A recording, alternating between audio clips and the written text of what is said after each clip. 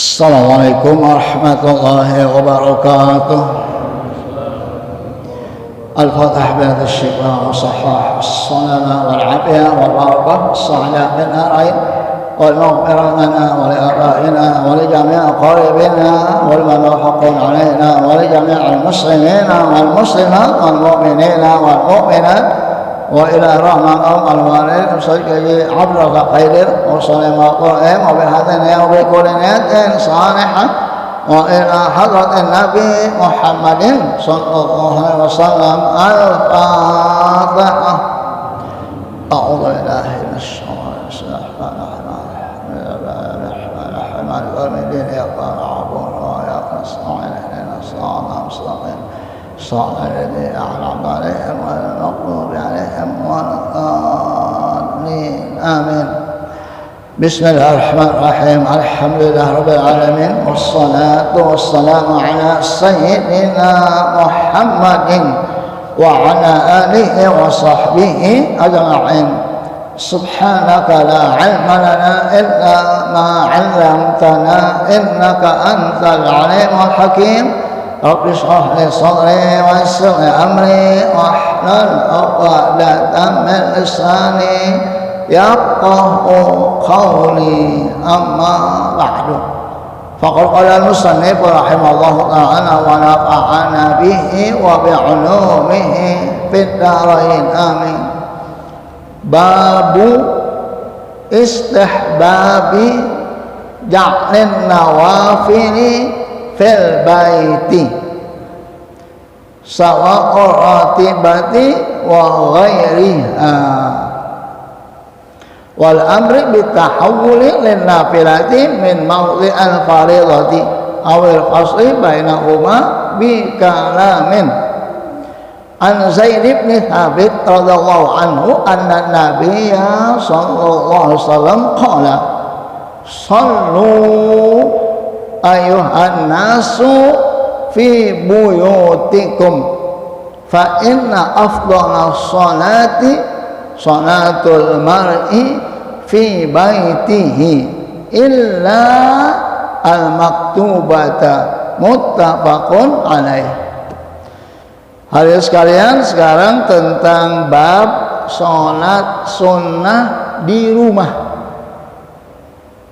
Babu istihbabi, bab disukai ja'lin nawafili, untuk menjadikan sholat nafilah fil baiti, di rumah. Sawaun, apakah itu ar-ratibatu wa ghairuha, apakah sunnah ratibah atau sunnah-sunnah yang lain. Wal amri bitahawuli, dan juga diperintahkan supaya kita pindah lin nafilati, untuk sholat sunnah min maudhi'il fardhah, dari tempat yang difardukan, awil fasli bainahuma bi kalamin, atau dipisah dengan ngomong, ya. Jadi kalau sholat sunat itu disukai di rumah. Yang pertama, kalau memang dia sempat untuk sholat di rumah. Kalau nggak keburu, dia pulang udah habis, mendingan sholat di masjid. Nah, yang kedua, mengapa sholat di rumah yang sunnah-sunnah? Karena dia selalu sholat fardunya berjamaah. Kalau sholat fardunya terus-terus berjamaah, ya, siang malam, sholat sunatnya di masjid siang malam, di rumah nggak pernah sholat, kan? Nah, makanya kata Nabi, jangan kamu jadikan rumahmu menjadi kuburan. Jadi supaya ada bagiannya dah untuk dilakukan sholat, ya tuh, ya. Nah, ini berjamaah saja jarang-jarang, ya. Sholat sunatnya di rumah. Jadi di sini nih orang yang selalu sholatnya berjamaah, jadi kagak pernah sholat di rumah. Nah, oleh karena itu jadikanlah rumahmu itu punya bagian yaitu dengan sholat sunnahnya di rumah. Yang selanjutnya, sehingga kalau di rumah jauh dari ujub, jauh dari riya, jauh dari sombong. Cakep nggak tuh? Ya. Tapi kadang-kadang ada juga orang yang punya pikiran nggak bagus. Ya, ketika selesai sholat fardu dia pulang, bisa aja ada yang pikir nggak sholat sunat lagi apa itu? Ya, itu. Ya. Padahal dia sengaja pulang untuk sholat sunat di rumahnya. Karena yang fardu itu yang lebih waktu, selain itu yang sunnah. Kalau yang fardu supaya dizahirkan, diperlihatkan. Kalau yang sunnah ditutupin gitu ya. Tapi kalau umpamanya rumahnya jauh, atau kalau sampai di rumah dan nggak sempat lagi sholat ya, dan dia sholat di masjid juga tidak riya, ya kagak apa-apa sholat di masjid kayak kita dan ya begitu ya. Karena bisa saja kan di pulang ada tamu, ada anak, ada macam-macam lah ya, atau di tengah jalan dia batal umpamanya ya. Nah jadi tidak harus di rumah, nggak boleh di masjid, enggak ya, cuman disukainya di rumah itu ya. Apakah sunnah rawatib atau yang lainnya? Sunnah rawatib itu sholat sunnah yang dilakukan sesudah sholat fardu, namanya sunnah rawatib. Dan diperintahkan kalau kita mau sholat sunat, kita pindah dari tempat sholat fardu ya. Pokoknya ini kita sholat zuhur, selesai sholat zuhur kita mau sholat sunat, supaya kita pindah ke tempat yang lain, jangan diem di tempat sholat fardu. Sunnah tuh ya, minggir dikit dah begitu ya. Ada yang tukar tempat umpamanya, ada yang mundur. Nah jadi cari tempat-tempat yang tidak mengganggu orang. Itu ada anjuran nih kan ya. Kalau memang nggak sempet juga, al-faslu bainahuma bikalamin, atau dipisah antara fardu dan sunnah dengan omongan ya. Jadi habis sholat fardu, sebelum sholat sunnah, supaya kita ngomong dulu gitu, ya. Tapi kalau yang nggak paham kira ngomong bukan sholat sunnah gitu. Padahal sunnah itu ya. Habis sholat maghrib ya, sebelum kita sholat sunat kita ngomong dulu ya, dipisah, jangan langsung habis fardu langsung sunat, jangan langsung disambung, dipisah dulu, dipisah dengan omongan atau dipisah tempat sholatnya. Umpamanya sholat maghribnya di sini berjamaah, kalau dia mau sholat sunat habis maghrib dia bergeser sedikit atau pindah tempat begitu. Kalau nggak sempat juga di situ juga, supaya ada omongan dulu gitu ya. Itu ajaran Islam begitu. Jangan pakai perasaan. Kalau pakai perasaan ngomong dulu Ustaz gitu ya. Padahal dia sengajain memang, sengajain ya. Kalau yang nggak paham bisa jadi fitnah. Oleh karena itu belajar, hadir di majelis ilmi supaya tidak buruk sangka, apalagi buruk sangka kepada guru. Guru semua yang dilakukan pakai ilmu ya. Ya kagak tahu aja dikiranya begitu ya. Nah kalau ente pengen tahu, ente baca, oh benar kalau itu yang dilakukan sama guru begitu ya. Karena guru itu bukan omongannya doang, duduknya, dirinya, jalannya ya, diamnya itu harus menjadi contoh sebelum dia ngomong ya. Itu susahnya tuh jadi guru gitu ya. Dibilang jangan ngerokok, gurunya ngerokok, coba bagaimana ya? Tapi kalau dokter bilang bapak jangan ngerokok, kalau ngerokok paru-parunya rusak, terus dokternya ngerokok, kita mau bilang apa? Ya kagak apa-apa ya, dokter ngerokok ya kagak apa-apa. Coba kalau ustaz ya, jamaah diomelin jangan ngerokok, mati masuk neraka lu, dianya ngerokok terus, nggak pantas ya. Tukang urut bilang, Pak jangan ngerokok Pak, ini paru-parunya nih udah sesak, tapi dia sambil ngurut ngerokok ya. Kita ngurut nggak dia? Ngurut nggak? Tetap ngurut kalau dia pengen baik dia. Lain kalau ustaz Kalau ustaz dia ngomong nggak sesuai dengan perbuatannya, jadi fitnah gitu ya. Makanya jadi ustaz susah ya. Jadi pedagang aja dah ya, nggak usah jadi ustaz ya. Jadi pedagang duitnya banyak, kasih ustaz lah, cakep nggak tuh? Atau jadi ustaz juga, jadi pedagang juga, oh mantap lah tuh, cakep nggak tuh gitu? Kalau kagak bisa, ustaz aja atau dagang aja. Kalau mau ustaz juga, dagang juga, cakep nggak tuh gitu? Nah, apalagi nih yang hadir semuanya nih ya, biarin ustaznya 4 aja lah, ini semua jadi konglomerat, cakep nggak tuh gitu? Dagang sekarang nih yang kita lemah ya. Kekurangan kita itu meninggalkan dunia ya. Kita ibadah di masjid siang malam, kerjaan kagak ada, makannya dari mana ya? Kerja ya. Sholat 5 waktu, sholat sunatnya pulang, yang begitu acaranya kan. Nah, kerja lah cari rezeki, sholat 5 waktu sebentar 5 menit pulang dah, sisanya fa idza qudiyatis shalatu fantashiru fil ardi wabtaghu min fadlillah. Selesai sholat Jumat langsung bubar, cari rezeki dah, kerja. Tidur orang loba-lobaan ya. Bukannya dibangun buru-buru kerja ya, keluar dah ya, cari pekerjaan apa kira gitu ya. Jadi jangan sampai ya kita menjadi beban bagi orang lain. Kerja apa aja lah yang halal ya. Ustaz Koko ini pedagang dia dari dulu ya.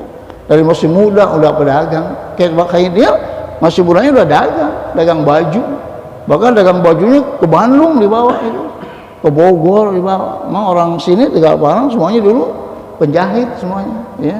Oh, kampung saya itu sampi, ya, miara sampi ya. Masing-masing ada kelebihannya. Jadi orang dulu sudah ngasih contoh bekerja, berdagang, mencari rezeki. Nah, jadi kalau kita udah sholat fardu, kemudian kita mau sholat sunat, usahakan kita pindah atau bergeser, jangan di tempat itu juga sebaiknya. Tapi kalau tempat penuh kayak maulid umpamanya kan, udah nggak sempat kita bergeser, kita bisa dengan ngomong apa dah begitu. Kalau nggak sempat juga, ya kagak apa-apa, langsung sholat sunat. Kayak kata Nabi, kalau sudah masuk waktu sholat ya, dan makanan udah siap, makan dulu baru sholat. Coba lihat ya, makanan udah siap, terus datang waktu sholat isya umpamanya ya, sunnahnya makan dulu baru sholat isya. Ada nggak yang ngamalin begitu sekarang? Nggak ada, gegar kalau diamalin ya. Lihat tuh, apa yang dilakukan zaman dulu belum tentu zaman sekarang cocok gitu. Padahal sebenarnya begitu ya. Makanan udah siap, terus masuk waktu sholat, makan dulu baru sholat. Mengapa? Supaya hati kita nggak terpencar-pencar ya. Makanan udah siap menggeletak, dia sholat dulu ya. Pikirannya bukan ke sholat, ke makanan. Apalagi nasi kembuli, habis dah nih ya. Baunya enak ya, baru dimasukin dalam nampan masih ngebul, wah lu sembahyang juga. Pikirannya ke nasi, di ngelirik-ngelirik ya. Dia sholat, was-was juga dah nih, ya orang dapat makan, gue sholat ini, sholat nggak dapat, nasi habis ya.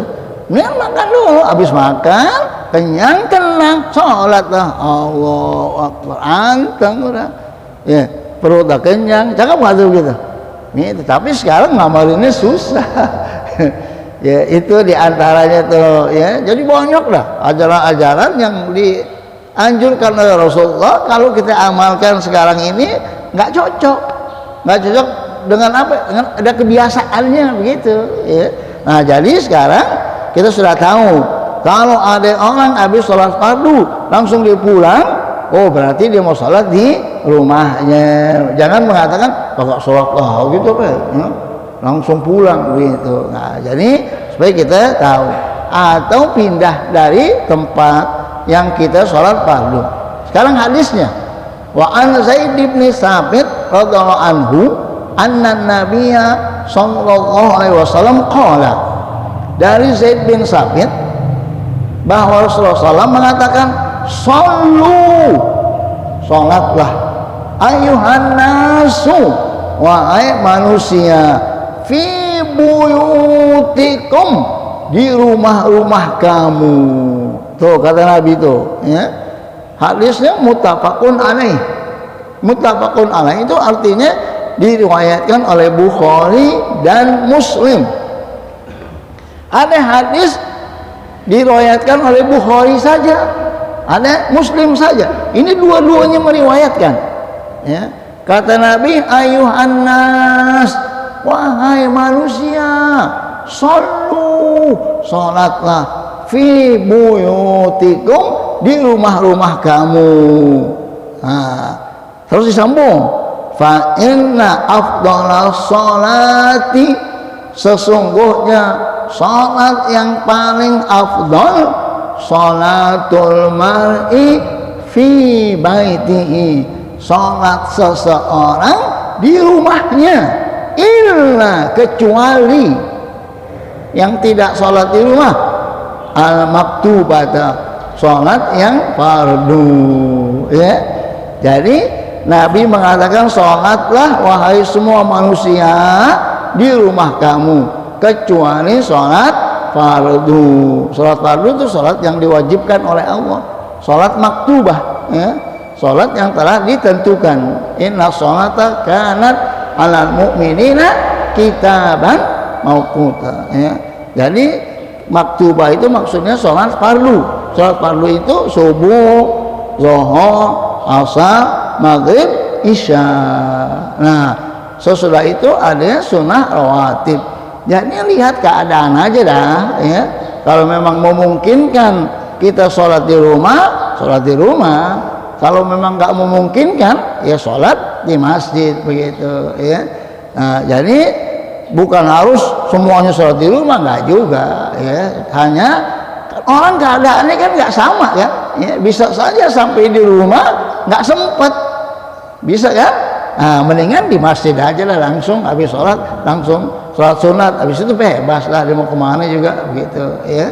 Jadi kata Nabi itu, ini hadisnya, ayuhan nasu, wahai para manusia, sallu, sholatlah, fi buyutikum, di rumah kamu, ya.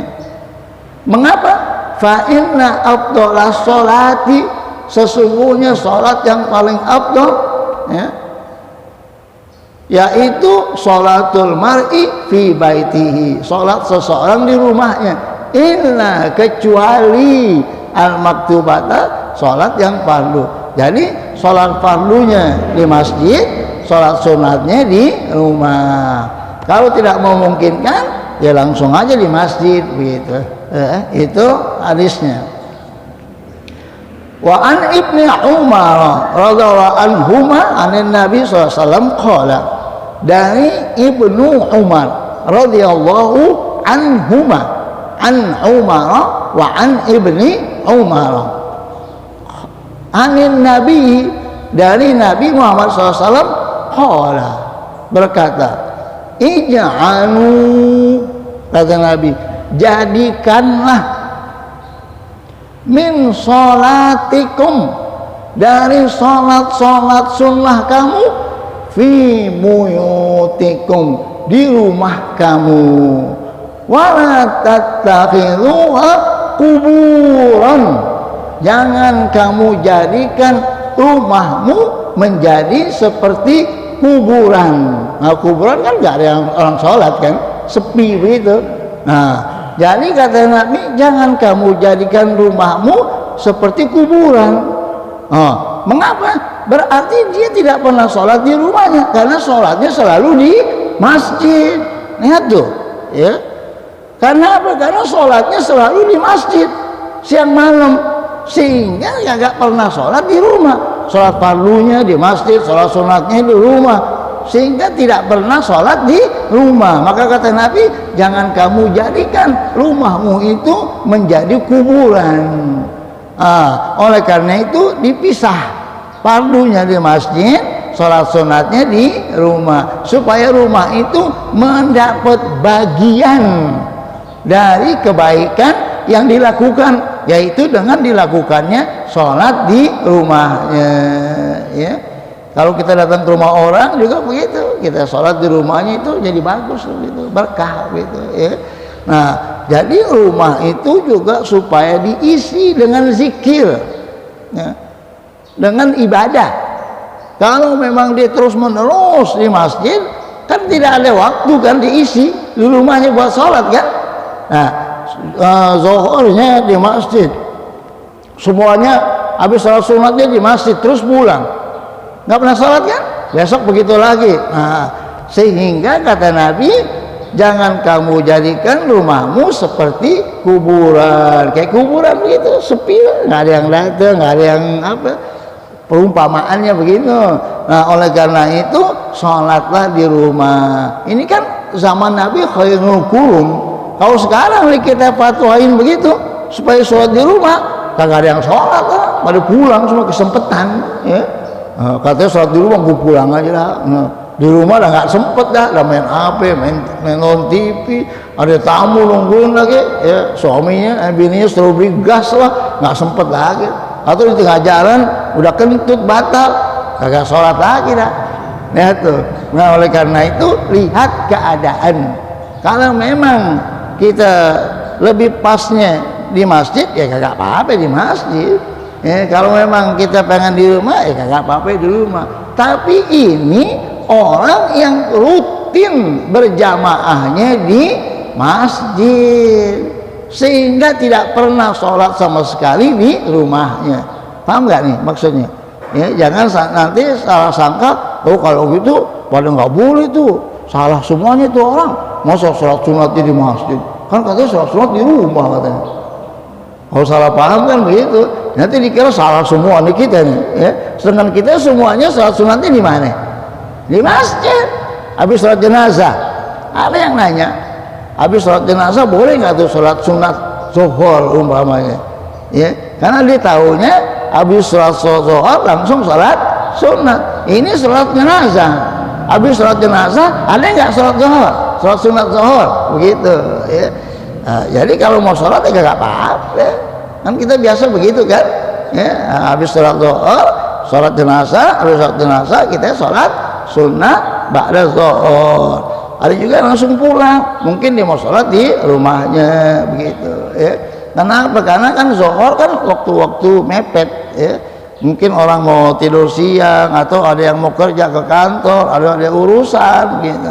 Jadi sholat jenazah langsung dia pulang. Bahkan ada yang tasyhid, lagi tasyhid dia keluar buru-buru, Ustadz mungkin dia ada urusan di tempat lain gitu. Makanya nih kalau sholat jenazah jangan lama-lama. Kalau fikihnya sholatul jenazah mabniyatun ala tahfif. Sholat jenazah itu pada dasarnya ringan itu maksudnya sebentar, nggak ada doa iftitah, langsung Fatihah, nggak ada nggak ada surah, habis itu baca selawat, habis itu baca doa, udah ya. Ini doanya lebih panjang dari sholatnya, Masya Allah ya. Ada nggak yang begitu ya? Habis sholat jenazah kan baca doa kan, doanya panjang banget, melebihi sholat jenazahnya, Masya Allah. Ustaz itu suruh belajar lagi, itu suruh baca ya. Sholat jenazah itu pada dasarnya ringan. Lihat dah orang-orang yang alim, doanya sebentar-sebentar, itu doanya habis semua doa dibaca, Masya Allah. Udah diri dari awal, udah diri itu dari awal, sambutan ini masih gagah. Coba kalau udah merasa tua, kelingan diri, mau duduk di mana duduknya, senderan di tembok, ngeri kesungkur. Sekarang masih muda, entar nih kayak kita ini udah tua-tua nih ya, diri kelamaan, udah kelingan, udah nggak kuat ya. Itu makanya sekarang ini ringan-ringan aja ya. Jadi yang cepat, yang buru-buru, yang cepat. Ya, udah datang soal mau sholat jenazah baru musyawarah. Siapa? Nah, dari tadi dari jam 11 kosong. Ya. Jadi ketika mau sholat jenazah buru-buru, keluarga mayit ngomong sama pengurus masjid. Ini sholat jenazah, imamnya si ini, doanya si ini, tasyidnya si ini, yang baca talqin si anu. Udah, kalau ada angkat vidya, nih berasnya sekian, langsung dikaliin ke mud. Jadi ustadznya nggak perlu ngali-ngaliin lagi. Udah jadi siap semuanya. Ada kertasnya, ada namanya. Apalagi yang namanya susah-susah. Ya, ngapalinnya susah ngapalinnya. Ya. Biar dikasih tahu juga panjang-panjang namanya. Ya, kecuali yang namanya Amin, Ali, Muhammad gampang ngapalnya. Ini yang panjang-panjang, ingatnya susah. Ada kertas, nih ada kertas nih Ustadz nih buat tasyid nih, namanya si Anu. Enak nggak? Ini namanya kita susah ngapalin ya, bagaimana nih? Itu kalau nggak kebiasaan susah, ilmu itu. Nah, jadi segera ya ketika ada langsung membawa acara itu membagi waktu saja. Ini baca ayat, baca hadis. Wow. Makanya yang bawa acara jangan ustadz, orang biasa. Jadi cepat. Ya. Orang bawa acaranya ustadz, habis sudah dimakan semuanya. Ya.